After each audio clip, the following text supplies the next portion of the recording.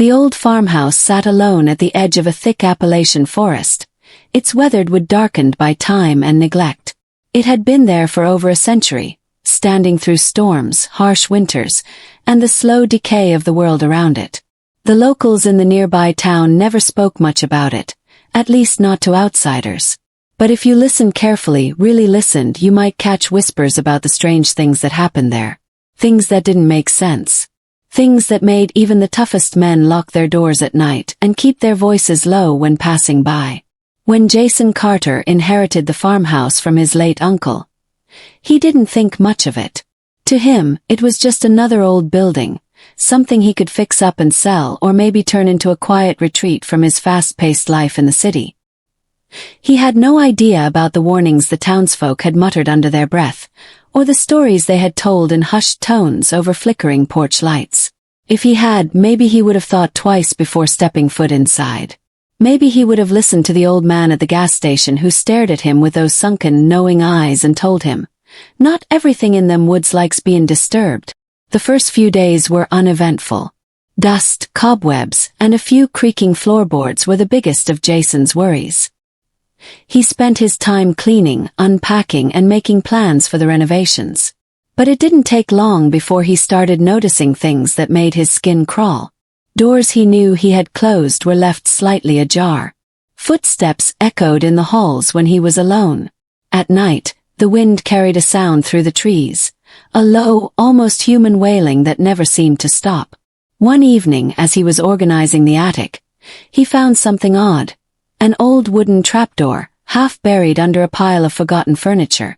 It was locked with a heavy iron latch, the kind that looked like it hadn't been touched in decades. Jason's heart pounded as he traced his fingers over the wood, feeling the deep scratches along the edges. Something or someone had tried to get inside. Whoa! The air in the attic felt colder than before, and for the first time since arriving, Jason had the sinking feeling that he was not alone. He turned, expecting to see something, anything lurking in the shadows. But there was nothing, just silence. The kind of silence that made his ears ring, that made the fine hairs on his arms stand on end. His hands trembled slightly as he reached for the latch. He shouldn't open it. Every nerve in his body screamed at him to walk away, to leave it alone. But the curiosity was stronger. He had to know. He had to see what was hidden beneath that floor. As he pulled at the rusted lock, the air seemed to thicken, pressing in around him like an invisible weight. The moment the latch gave way, a deep, hollow creak echoed through the attic, followed by something else, something far worse. Sound. Not the wind. Not the house settling. A whisper. A voice from the darkness below. Jason's breath hitched, his pulse pounding in his ears. He leaned in, peering into the black void beneath the trapdoor. His flashlight flickered as if struggling against the darkness. Then from the depths he heard it again. Waspy. His name. And just like that, the farmhouse was no longer just an old building. It was something else. Something waiting. Something hungry. Jason froze, his breath caught in his throat. The sound of his name, whispered from the darkness below, sent a shiver crawling up his spine. He forced himself to swallow, his mouth suddenly dry. Maybe it was just the wind, he told himself. Maybe his mind was playing tricks on him. But deep down he knew better. The flashlight trembled slightly in his grip as he aimed it into the blackness beneath the trapdoor. The light barely seemed to cut through the heavy dark, revealing only wooden steps that disappeared into what looked like a narrow passage. The air drifting up from below was damp, carrying the scent of earth and something else. Something stale, like air that hadn't been disturbed in years. Jason's heartbeat pounded in his ears. He should close the trapdoor, nail it shut, pretend he never found it. But instead, he reached for his phone and quickly snapped a picture. The flash illuminated the wooden steps for a fraction of a second, but in that brief moment, Jason could have sworn he saw something at the bottom. Shape. Shadow. Something that hadn't been there before. He scrambled backward, nearly knocking over an old wooden chair. His foot caught on a loose floorboard, and he had to grip the edge of a dust-covered dresser to steady himself. He stared at the trapdoor, his breathing shallow. The house groaned around him, settling in the night, but Jason could hear something else too. Something faint like a breath, coming from the open hole in the floor. He didn't sleep that night. Every time he closed his eyes, he swore he could hear the whisper again, feel the weight of unseen eyes watching him from the darkness. He stayed in the living room, wrapped in an old quilt he had found in the hallway closet. His flashlight clutched tightly in one hand. The house felt different now. No longer just an old building filled with memories of the past, but something else entirely. Something alive. The next morning, Jason convinced himself he had imagined it all. He hadn't slept well, the attic was old, the wind had been howling through the trees. There had to be an explanation. He grabbed his keys and drove into town, hoping a hot meal and fresh air would help clear his head. The diner on Main Street was small and quiet, the kind of place where everyone knew each other. When Jason walked in, conversations slowed and a few heads turned. He gave a small nod and took a seat at the counter. A waitress, probably in her mid-50s, came over with a pot of coffee. Her name tag read Marge. She gave him a once-over before pouring him a cup. "You're Carter's nephew, ain't ya?" she asked, her voice carrying the weight of someone who had seen plenty in her time. Jason nodded. "Yeah. Just trying to get the old place fixed up." Marge didn't respond right away. She simply stood there, wiping the counter with a rag, her eyes studying him carefully. "That place," she started, then shook her head. "You find anything up there yet?" Jason felt his stomach twist slightly. He forced a chuckle. "What do you mean?" Marge gave him a look, one that told him she wasn't buying the act. She leaned in slightly, lowering her voice. "Your uncle, he wasn't right in the head near the end. Kept sayin' the house wasn't empty. That it had a presence." She tapped her temple. "We figured he'd just been alone too long startin' to hear things. But if you've been stayin' up there, maybe you know what I mean." Jason hesitated. He wanted to brush it off, tell her he had no idea what she was talking about. But the words wouldn't come. Marge sighed, setting the coffee pot down. "If I was you, I wouldn't go pokin' around where you ain't supposed to. That house has history, and not all history needs diggin' up." Before Jason could ask more, another customer called her over, and just like that the conversation was over. That night, Jason sat in the living room again. His gaze locked on the ceiling above him. He knew he should go up there and close the trapdoor, maybe even board it up. But something in him, some deep, gnawing curiosity, wouldn't let it go. He grabbed his flashlight and made his way back to the attic. Each step felt heavier than the last, his stomach twisting with unease. The trapdoor was still open, just as he had left it. The darkness below seemed to stretch forever. Jason inhaled sharply and swung his legs over the edge, placing one foot on the first wooden step. It creaked under his weight, the sound echoing unnaturally. Then he descended. The air grew colder with each step. His flashlight flickered, the beam weak against the overwhelming dark. At the bottom, he found himself in a narrow corridor, the walls made of old stone. It stretched forward, disappearing into the shadows. Jason took a hesitant step forward, then another. His footsteps echoed around him. The tunnel felt ancient, the air heavy with something he couldn't quite name. He swept the flashlight across the walls, and his breath caught in his throat. There were carvings, strange, unfamiliar symbols etched deep into the stone. They looked old, older than the house itself. His pulse quickened. Who had made them? And why? Then a sound. A soft shuffle in the darkness ahead. Jason's grip tightened on the flashlight as he aimed it forward. "Hello!" His voice barely carried in the still air. No response. Just the sound of something moving closer now. He turned, ready to leave, but the moment he did, something cold brushed against his arm. A whisper right at his ear. "You shouldn't be here." Jason stumbled back, his heart slamming against his ribs. He swung the flashlight wildly, but there was nothing, just empty air. Then the whisper came again, this time from behind him. Go back. Jason didn't wait to be told a third time. He turned and ran, taking the steps 2 at a time. His foot slipped on the last one and he fell forward, crashing onto the attic floor.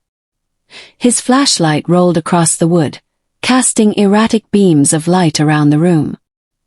He scrambled to his feet and grabbed the trapdoor, slamming it shut and locking it tight. His hands trembled as he backed away, his breath coming in short gasps. The house was silent again. But Jason knew, he hadn't been alone down there. And whatever was beneath that farmhouse, it wasn't finished with him yet. Jason sat in his truck outside the farmhouse, gripping the steering wheel so tightly his knuckles turned white. His heart was still racing, his mind replaying every sound, every whisper, every moment in that dark passage. The rational part of him wanted to believe it was just his imagination, that stress and exhaustion were making him see and hear things that weren't really there.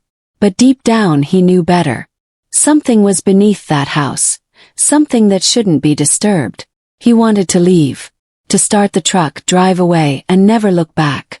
But the thought of abandoning the house, of leaving whatever was down there unchecked, gnawed at him. If his uncle had known about it, had been warning people about it, then why had he stayed? Why had he never sealed the passage himself? Or had he tried? Jason rubbed his face with both hands and exhaled shakily. He needed answers. Instead of driving away, he found himself pulling out his phone. He scrolled through his contacts until he landed on the one person who might actually have some insight. His childhood friend, Ben, who had spent the last few years researching old Appalachian legends and folklore. Jason hadn't spoken to him in months, but now, with the weight of something unseen pressing on his chest, he needed to talk to someone who wouldn't call him crazy. The phone rang 3 times before Ben answered. Jason. Man, what's up? Haven't heard from you in forever. Jason hesitated. He could feel his pulse in his throat.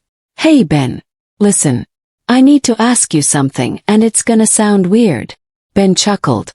Weird is kinda my thing. Hit me. Jason glanced at the dark farmhouse. His gut twisted. What do you know about hidden rooms? Passages. Stuff built under old houses around here. There was a pause on the other end. Jason could hear Ben shifting like he had just sat up straighter. You found something, didn't you? Jason swallowed hard. Yeah. In my uncle's attic. Trapdoor. Leads to this old passage. There were carvings in the stone. I heard something down there. Another pause. Then Ben's voice dropped lower. What kind of carvings? Jason rubbed his temple, trying to recall every detail. Symbols. Circles, lines, weird patterns. Looked old. Real old. Ben cursed under his breath. Jason, you need to be careful. A lot of these old houses were built on land with history. Some of those tunnels weren't for storage or hiding places. They were used for things people don't like to talk about. Jason felt the weight in his chest grow heavier. Like what? Ben sighed. Depends. Some were for shelter, some were burial sites, and some were meant to keep something locked away. Jason's stomach churned. Locked away. Ben's voice was firm. Listen to me. If something was sealed off, there was a reason. And if you heard something down there, you need to stay out of it. Jason let out a shaky breath and nodded, even though Ben couldn't see him. Yeah, got it. But deep down he knew he wasn't done. That night sleep didn't come easy. Every time he closed his eyes, he saw the tunnel, the carvings, the darkness stretching beyond his flashlight's reach. He kept hearing the whisper, the breath against his ear. Go back. Somewhere around 3 a.m., Jason jolted awake to a sound, soft, rhythmic, coming from above him. His stomach clenched as he realized what it was. A step. In the attic. Jason's breath came fast and shallow. He lay still, listening, hoping it was just the house settling, just his imagination twisting sounds in the dark. But then came another, and another, slow, deliberate steps moving across the attic floor. His mind raced. No one else was supposed to be here. The doors were locked. The windows were shut. He grabbed his flashlight and slipped out of bed as quietly as possible, every muscle in his body tense. He moved toward the hallway, trying to steady his breathing. The house was silent now, but the feeling of being watched was thick in the air. Jason reached the attic door and hesitated. His hand trembled as he gripped the doorknob. Slowly, he turned it, pushing the door open just enough to shine his flashlight up the stairs. The attic was empty, but the trapdoor was open.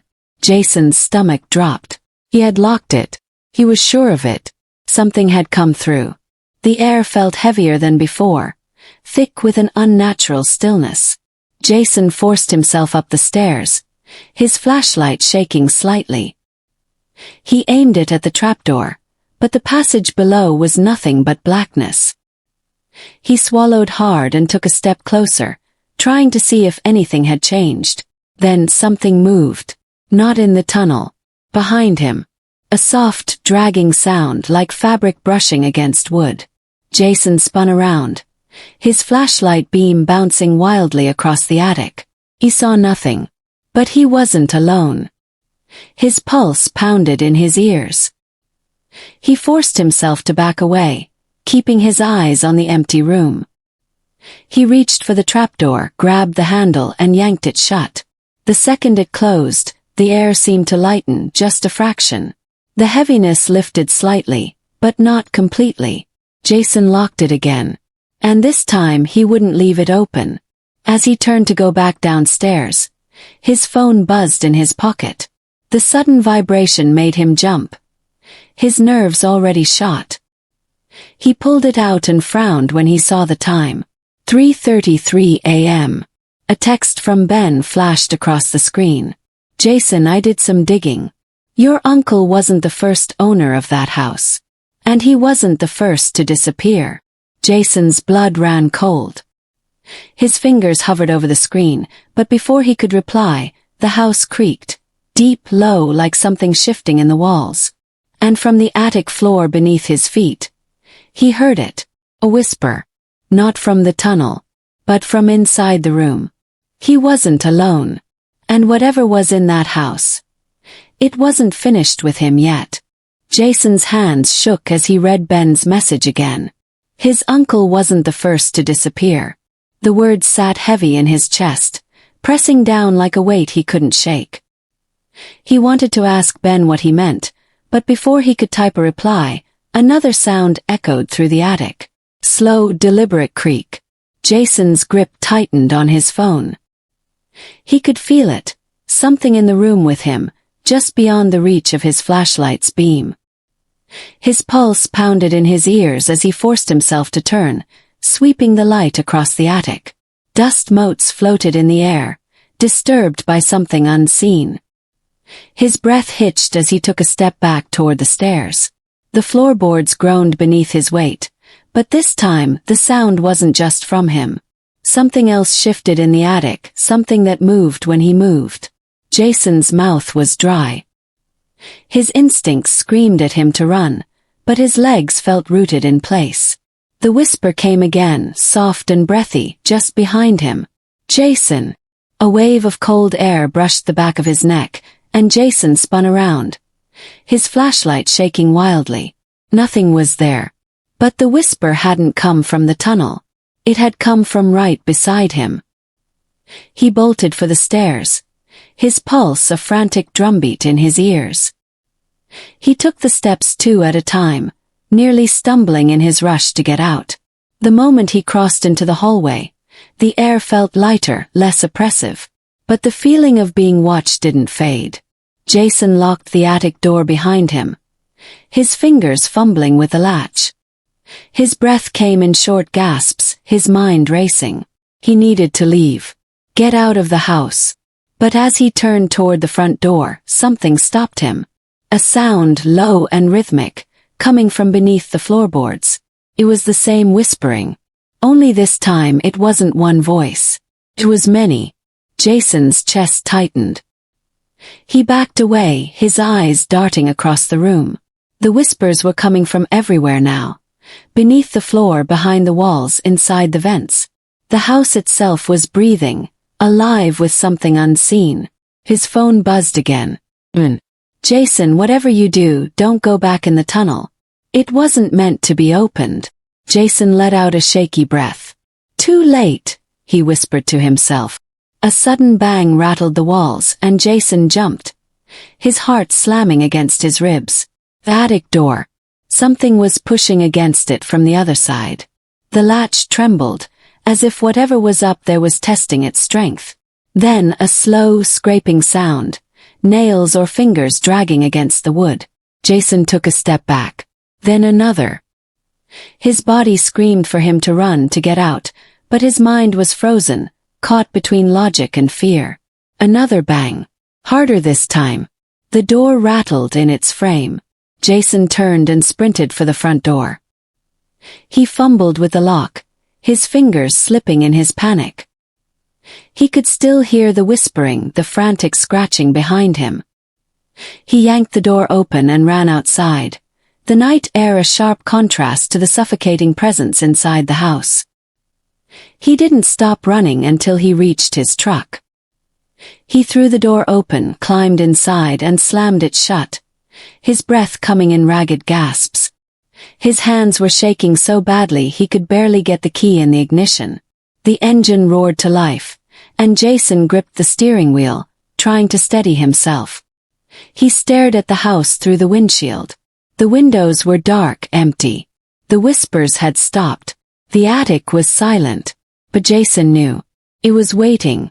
Whatever was in that house, whatever was in that tunnel, it had been disturbed. And it wasn't going to let him go so easily. Jason sat in his truck, gripping the wheel so tightly his knuckles ached. His chest rose and fell with uneven breaths, but the silence outside felt wrong.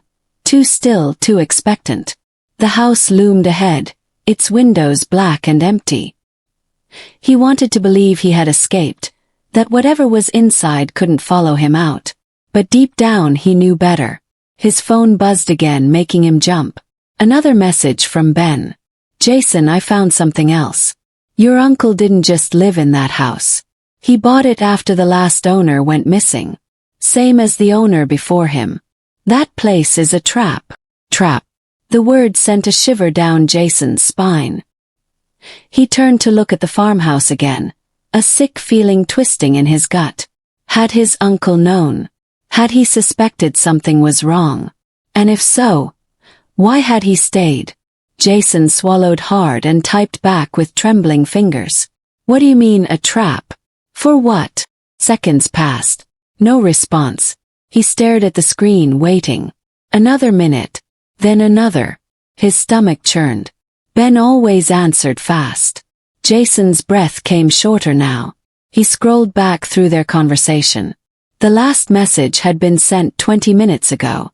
Had Ben already found something worse? Had something found him? He couldn't just sit here. He had to go back inside.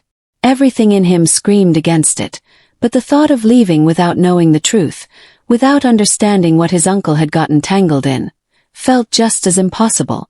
If the house was a trap, he had to understand what it was meant to catch. Jason killed the engine, leaving the keys in the ignition in case he had to run. The night air wrapped around him like a cold hand as he stepped out. Each step back toward the house felt heavier than the last, as if the ground itself resisted him. The front door stood slightly ajar. He didn't remember leaving it open. He took a breath and stepped inside. The house was still. The whispers were gone. But the air was thick, charged with something unseen. Jason's flashlight cut through the darkness as he moved carefully down the hall, his ears straining for any sound. The attic door was shut. The trapdoor in the attic was still locked. But something had changed. The floor. Jason's foot caught on something and he looked down, his stomach lurching. The floorboards near the entrance were different, shifted slightly like they had been disturbed, like something had moved underneath them. Jason dropped to his knees, running his hands over the wood. His fingers caught on a seam, a nearly invisible gap between the planks. His heart pounded as he pressed against it. First nothing. But then, Click. The floor gave way beneath his hands, the boards lifting as if on hidden hinges. Second trapdoor. Jason's breath hitched. His uncle had never mentioned this. Had he even known? A narrow opening yawned below, leading into blackness. The air that rose from it was damp, stale, tinged with something metallic. Jason swallowed hard. He should leave. Every instinct told him to shut the trapdoor, run back to his truck, and never look back. But he had come this far. And if he left now, the house would keep its secrets. He grabbed his flashlight and lowered himself into the opening. The second his feet touched the ground, he knew he had made a mistake. The walls were stone, cold beneath his fingertips. The passage sloped downward, disappearing into the dark. Jason moved carefully, each step deliberate. The tunnel felt older than the one in the attic, deeper, untouched. He followed its path, his breath echoing in the stillness. Then he saw them. Carvings. Hundreds of them. Covering every inch of stone. Symbols. Circles. Patterns that made his skin crawl. The same markings he had seen in the attic tunnel. But these were different. More intricate. Older. And then he saw something else. Something that stopped him cold. Door. Not wooden. Not metal. Stone door. Set deep into the tunnel wall, massive, unmoving. It looked sealed, as if it hadn't been touched in centuries. Jason swallowed hard and stepped closer, lifting his flashlight to examine it. The carvings around the edges looked worn, but his eyes caught something fresh, something recent. Scratches. Long, jagged scratches in the stone. As if something had tried to claw its way out. Jason took a shaky step back. His mind raced. What had his uncle found down here? Had he known about this? Had he? Sound. Of. Low. Breath. Jason froze. The air shifted, and from the other side of the stone door, something moved. Not just a sound. Knock. Low. Rhythmic. From the inside. Jason's blood turned to ice. The knock came again. And then. A whisper. His uncle's voice. Jason. From behind the door. Jason's body went rigid, his breath catching in his throat. The whisper had been unmistakable. His uncle's voice, coming from behind the massive stone door. But that was impossible. His uncle had been missing for over a year. No one could survive that long trapped underground.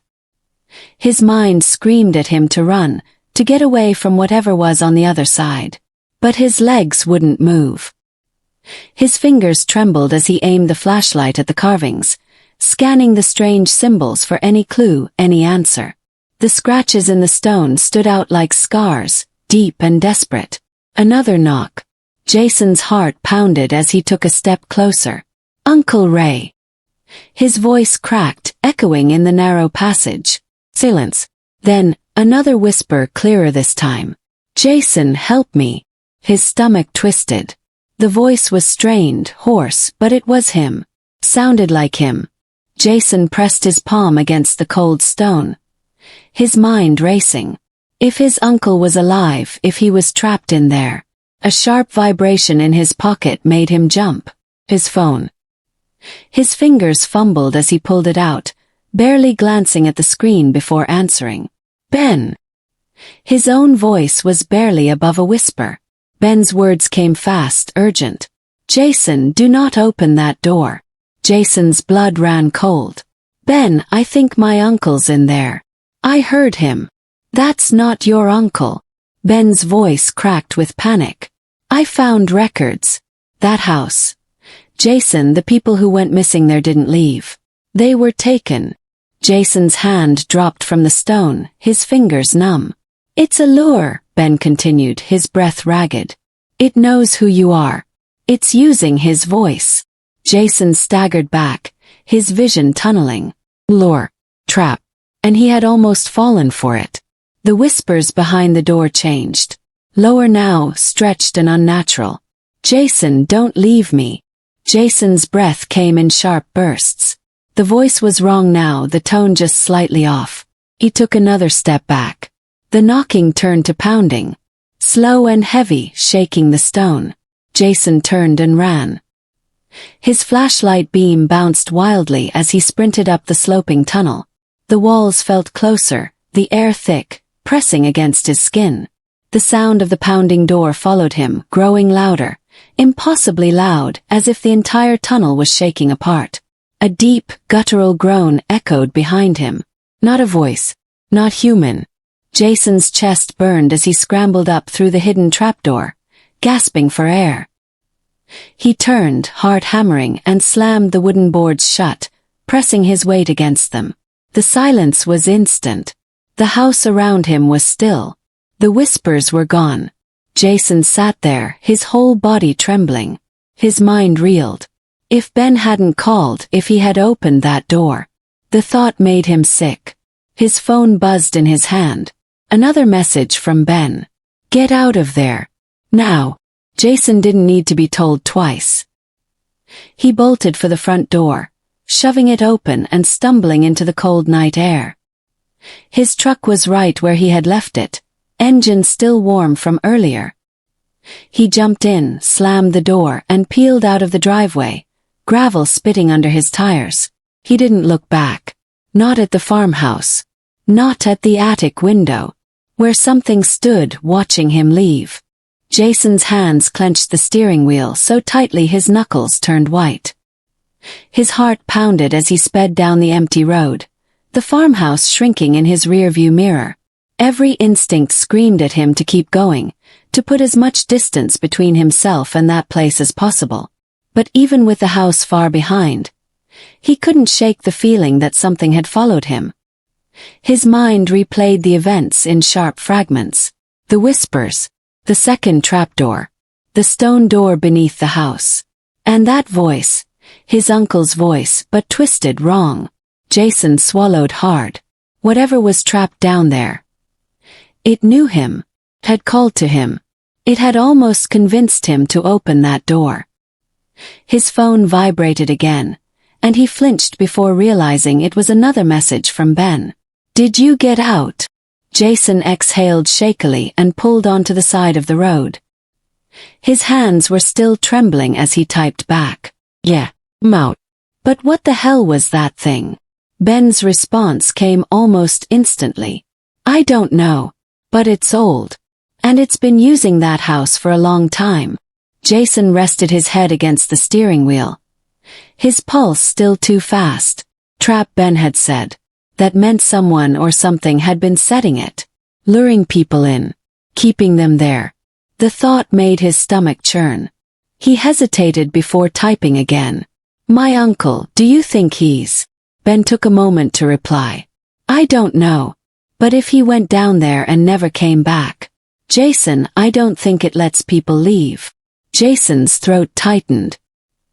He had spent so much time believing his uncle had just wandered off, gotten lost somewhere in the woods. The thought that he had been there the whole time, trapped, calling for help where no one could hear him. It was too much. Except now, Jason wasn't sure if it had ever really been his uncle at all. A shiver crawled down his spine. He needed answers. Instead of driving home, Jason turned the truck around and headed straight for Ben's house. The small town was nearly asleep by the time he arrived. Ben was already outside, waiting, his face pale in the glow of the porch light. Jason barely had time to get out of the truck before Ben was shoving a thick folder into his hands. You need to see this, Ben said, his voice tight. Jason opened the folder and skimmed through the old newspaper clippings, handwritten notes, and blurry photographs. Some of the pages were so brittle they felt like they would crumble in his hands. Missing persons, Jason muttered, flipping through the names. All from that house. Ben nodded. Decades of them. Every 10-15 years, someone new disappears. The last owner before your uncle. The guy before that. Vanished. Jason's fingers tightened around the papers. Then why does the house keep getting sold? Ben gave him a grim look. It doesn't. The records show it's been owned by the same private buyer for over a century. They just let people live there. Jason felt a cold weight settle in his gut. Why? Ben hesitated before answering.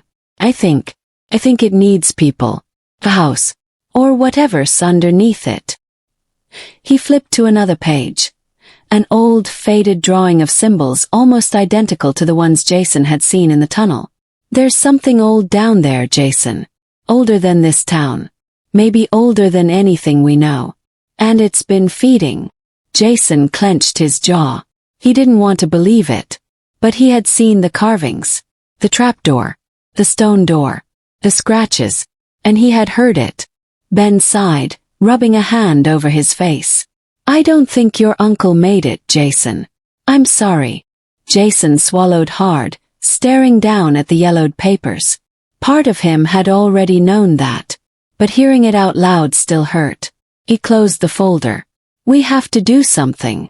Ben blinked. Like what? Burn the place down. Jason almost said yes.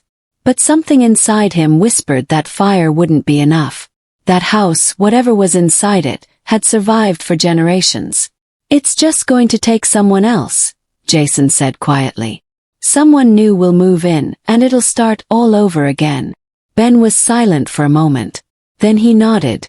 Then we make sure no one ever goes back. The next morning Jason and Ben drove out to the farmhouse one last time. The sight of it in daylight should have made it less terrifying, but it didn't. The windows still looked hollow. The air still felt thick, heavy with something unseen. They nailed thick wooden boards across the doors, hammering them in until they were sure no one could get through. They did the same to the windows, reinforcing them with layers of nailed-down planks. Jason took a can of spray paint and scrawled "Keep Out" across the front door in huge, bold letters. It wasn't a permanent fix, but it would buy them time. Jason took one last look at the house before turning away. He knew the truth now. Knew what lurked beneath it. And he knew it wasn't gone. As they drove away, Ben glanced over at him. What now? Jason stared straight ahead. We make sure no one ever goes looking. Ben nodded but didn't say anything else. They both knew the truth. The house wasn't just waiting. It was watching. And it would call again.